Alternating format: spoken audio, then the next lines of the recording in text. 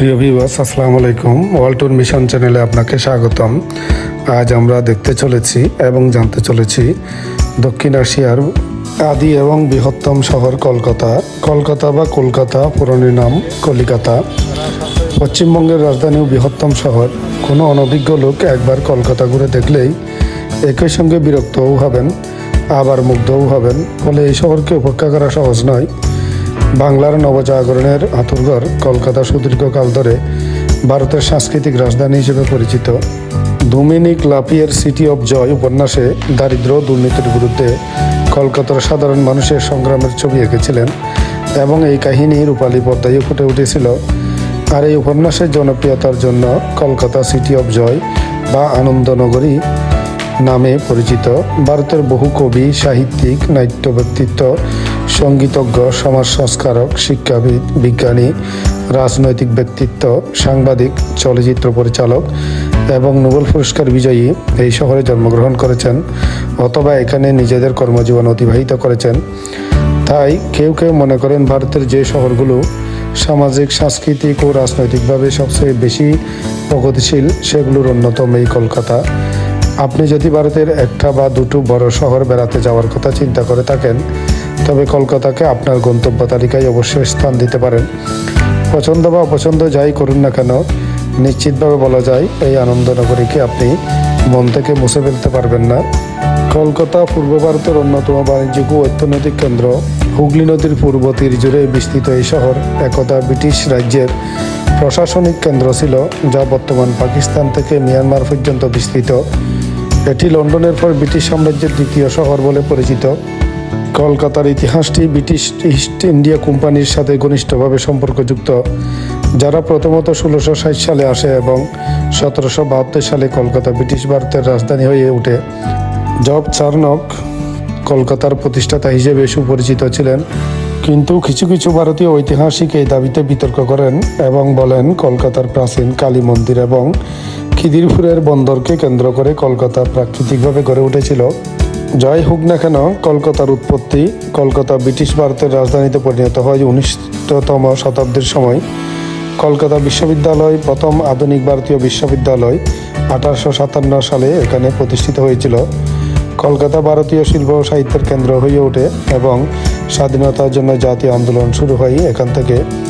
তবে 1911 সালে দিল্লিতে রাজধানী স্থানান্তরিত হওয়ার পর 1947 সালে বাংলার বিভাজনের যন্ত্রণা, স্বাধীনতার পর প্রায় 2 দশক ধরে চলমান সহিংসতা দমন, সামন্তবাদী রাষ্ট্র পরিচালনা, যা 1970-এর দশকে মতাদর্শগতভাবে অনুপ্রাণিত মাওবাদী আন্দোলন অনুসরণ করে মার্ক্সবাদী শাসন দ্বারা শহরটিকে তার বর্তমান রূপে রূপান্তরিত করে। কলকাতা পূর্ব ভারতের প্রধান ব্যবসা, বাণিজ্য ও আর্থিক কেন্দ্র হয়ে উঠেছে। 1990-এর দশকের গোড়ার দিকের ভারতের অর্থনৈতিক উদারনীতির ফল 1900-এর দশকের শেষ দিকে কলকাতা পৌঁছেছিল।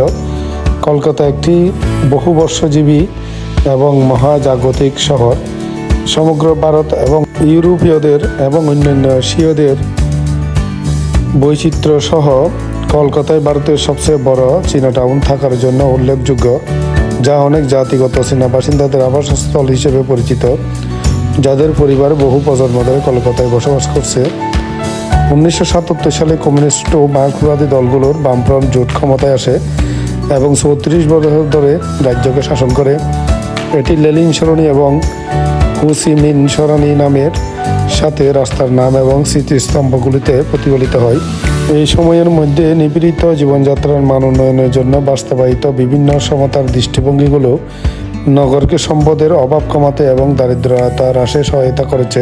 এখন কলকাতায় বিভিন্ন বেসরকারি কোম্পানিগুলো বিনিয়োগের সাথে একটি আধুনিক উন্নয়নশীল শহরে পরিণত হয়েছে। ফ্লাইওভার, বাগান এবং বেশ কয়েকটি নতুন বাণিজ্যিক প্রতিষ্ঠানের সাথে শহরটি দ্রুত বৃদ্ধি হচ্ছে। কলকাতা শহরটি শহরতলিতে বিস্তৃত হয়েছে। বৃহত্তর কলকাতা উত্তরে কল্যাণী থেকে দক্ষিণে জয়নগর, মাজিলপুর পর্যন্ত বিস্তৃত। 1990-এর দশকের গোড়ার দিক থেকেই ভারতীয় অর্থনীতির উদারীকরণের সাথে দেশের নগরগুলির উন্নতি করতে শুরু করে। শহরের অর্থনীতি দেশের দ্রুততম ক্রমবর্ধমান অর্থনীতির মধ্যে রয়েছে। মেট্রো শহরটি জনপ্রিয় স্থানগুলি যেমন মাল্টিপ্লেক্স, থিয়েটার, ক্লাব, পাব, কফি শপ এবং জাদুঘরগুলি দ্বারা চিহ্নিত।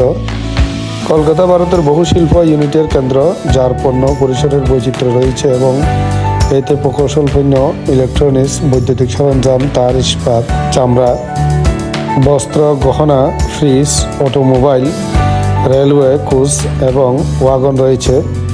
তারাতলা, উলবেরিয়া, ডানকুনি, কসবা, হাওড়া প্রভৃতি অনেকগুলি শিল্প এলাকা শহুরে এলাকা জুড়ে বিস্তৃত। কলকাতা আইটি শিল্পের জন্য একটি প্রধান কেন্দ্র হতে শুরু করেছে। কলকাতার দর্শনীয় স্থান কলকাতাবাসীদের কাছে শহরের রানীর নামে খ্যাত। এই শহর আর সকলের কাছে পরিচিত আনন্দনগর হিসেবে। কি নেই এই শহরে, চারপাশে ছড়িয়ে ছিটিয়ে আছে ভ্রমণ পিপাসুদের দেখার অনেক নানা উপকরণ। কলকাতার জাদুঘর ইন্ডিয়ান মিউজিয়াম এশিয়াটিক সোসাইটি দ্বারা প্রতিষ্ঠিত দ্য ইন্ডিয়ান মিউজিয়াম হলো এশিয়ার মধ্যে অন্যতম ও তাৎপর্যময় এক প্রাচীন জাদুঘর। মিশরীয় মমি, ডাইনোসর বা জীবাশ্ম কঙ্কালের যদি প্রত্যক্ষ দর্শন করতে চান তাহলে ঘুরে আসতে হবে কলকাতার ইন্ডিয়ান মিউজিয়াম থেকে। বিরলা ইন্ডিয়ান মিউজিয়াম দক্ষিণ কলকাতার 19 গুরু সদয় রোডে বিরলা ইন্ডাস্ট্রিয়াল মিউজিয়াম অবস্থিত। বিজ্ঞানের অজানা জানা ও বোঝার জন্য ছোট থেকে বড় সকলের ভালো লাগবে এই মিউজিয়াম। রবীন্দ্র ভারতী মিউজিয়াম গিরিশ পার্কের কাছে চিত্তরঞ্জন এভিনিউয়ে অবস্থিত বিখ্যাত রবীন্দ্র ভারতী মিউজিয়াম জোড়াসাঁকো ঠাকুরবাড়ি নামেও পরিচিত। মূলত রবীন্দ্রনাথ ঠাকুরের বাড়ি। আদার ওয়ার্কস মিউজিয়াম কলকাতার নিউ টাউনে অবস্থিত 2014 সালে প্রতিষ্ঠিত মাদাম তুসো জাদুঘরের আদলে নির্মিত ভারতের প্রথম মোম শিল্পের জাদুঘর। এখানে 50টিরও বেশি খ্যাতনামা ব্যক্তিদের মোমের মূর্তি আছে এই জাদুঘরে। নেহেরু চিলড্রেন্স জাদুঘর শিশুদের নিয়ে যাওয়ার জন্য সবচেয়ে ভালো একটি জায়গা হলো নেহেরু চিলড্রেন্স জাদুঘর। এখানে রয়েছে নানা ধরনের গ্যালারি, যেখানে আছে পুতুলের গ্যালারি, খেলনার গ্যালারি, রামায়ণ ও মহাভারত গ্যালারি। মূলত শিশুদের বিনোদনের সাথে সাথে শেখার নানা উপকরণের দেখা মিলবে এই জাদুঘরে। আশুতোষ মিউজিয়াম কলকাতা বিশ্ববিদ্যালয়ের অধীনস্থ 1937 সালে প্রতিষ্ঠিত ভারতীয় শীর্ষস্থানীয় জাদুঘরগুলোর মধ্যে অন্যতম, যেখানে ভারতের শিল্পকলা ও পুরাতত্ত্বের নানা কিছু সংরক্ষিত আছে।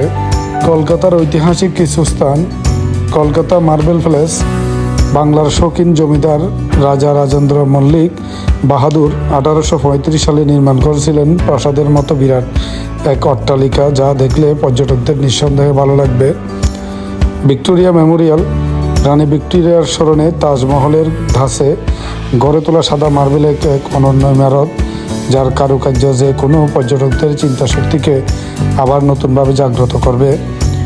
হাওড়া ব্রিজ রবীন্দ্র সেতু নামে পরিচিত কলকাতাবাসীদের কাছে প্রসিদ্ধ চমৎকার শৈল্পিক কারুকার্যময় একটি ব্রিজ। হুগলি নদীর উপর অবস্থিত কলকাতা ও হাওড়া শহরের মধ্যে সংযোগ রক্ষাকারী সেতুগুলোর মধ্যে অন্যতম।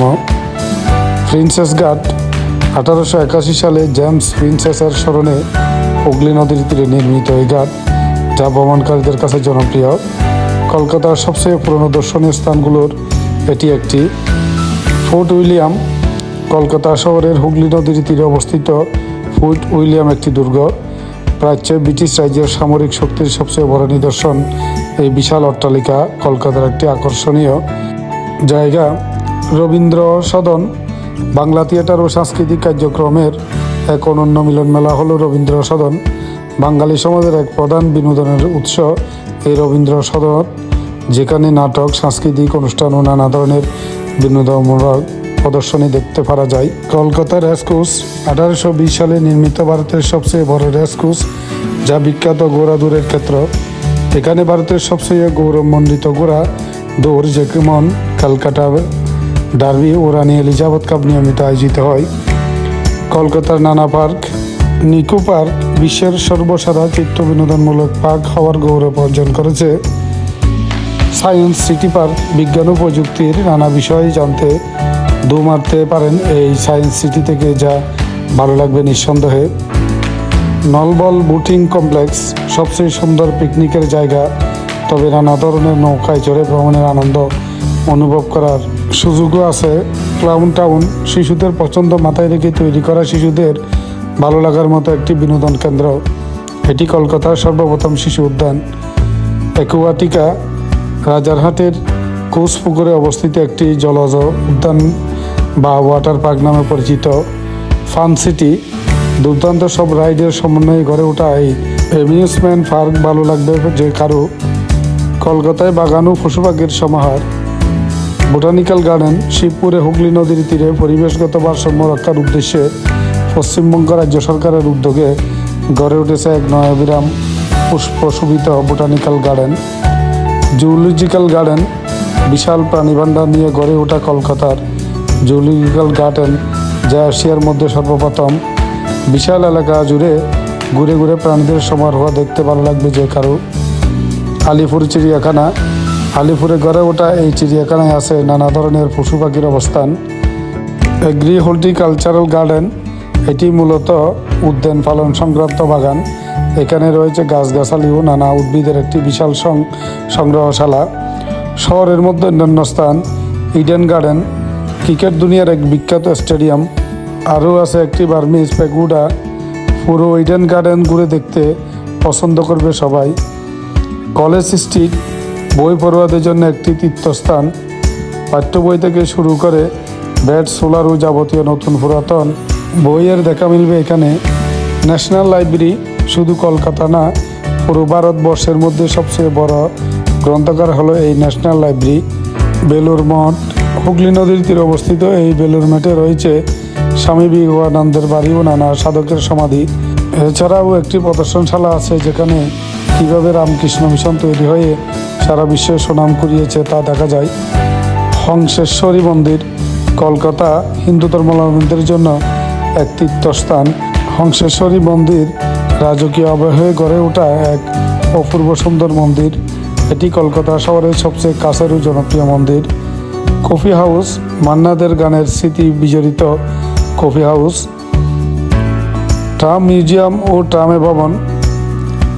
কলকাতায় ট্রাম শুরু হবার দিনের ইতিহাস ও তার খুঁটিনাটি নিয়ে এই মিউজিয়াম দেশের একমাত্র ট্রাম মিউজিয়াম। রয়েছে ট্রামে করে ভ্রমণের মজার অভিজ্ঞতা, যা কলকাতায় বেড়াতে এলে কেউ হাতছাড়া করতে চায় না। এছাড়াও আছে বাংলা একাডেমি, সেই ফৌল সার্চ সহ আরও নানা মন্দির ও দেখার মতো অনেক কিছু। পর্যটকদের জন্য কলকাতায় থাকার জন্য রয়েছে অনেক হোটেল ও গেস্ট হাউস। কলকাতার new market, market street, Park street, সদর স্ট্রিট, রফি আহমদ রোডে রয়েছে অনেক হোটেল। আপনি আপনার বাজেট ও আপনার পছন্দ মতো কোনো হোটেলে থাকতে পারবেন। সাধারণত মোটামুটি মানের নন এসি রুমের ভাড়া 800 থেকে 1200 রুপির মধ্যে এবং এসি হোটেলের ভাড়া 1400 রুপির উপরে। তবে ঘোরাঘুরি বা সিজন বিশেষ উৎসবের দিনগুলোতে পর্যটকের চাপ বেশি থাকলে তখন একটু ভাড়া বেশি বা কম হতে পারে। কম খরচে হোটেল, যদি একান্তই বাজেটের মধ্যে হোটেলে থাকতে চান এবং খুব কম খরচে থাকতে চান তাহলে মার্কেট স্ট্রিট ও মির্জা গালিব স্ট্রিটে বেশ কিছু হোটেল আছে, তুলনামূলক কম খরচে থাকতে পারবেন। এছাড়া বিভিন্ন গেস্ট হাউস ও ডমগুলিতে বাজেটের মধ্যে থাকার ব্যবস্থা করে নিতে পারবেন। এছাড়া খরচ কমাতে শেয়ার করে রুম ভাড়া নিলে টাকার খরচ অনেক কম যাবে। খাওয়া দাওয়ার ক্ষেত্রে কলকাতাবাসীরা মিষ্টি খাবার খেতে বেশি পছন্দ করে, তাই কলকাতা শহরে দেখা মিলবে নানা ধরনের মিষ্টি। তবে রসগোল্লা আর সন্দেশ বিশেষ করে উল্লেখযোগ্য। কেনাকাটার ক্ষেত্রে কলকাতা নিউ মার্কেট সবচেয়ে পুরনো বিখ্যাত বাজার, যা হক্স মার্কেট নামেও পরিচিত। শপিং প্রেমীদের জন্য এই মার্কেট একটি অন্যতম আকর্ষণ। ব্র্যান্ডের কিছু কেনার জন্য সবার পছন্দের একটি মার্কেট হলো কুয়েস্ট শপিং মল।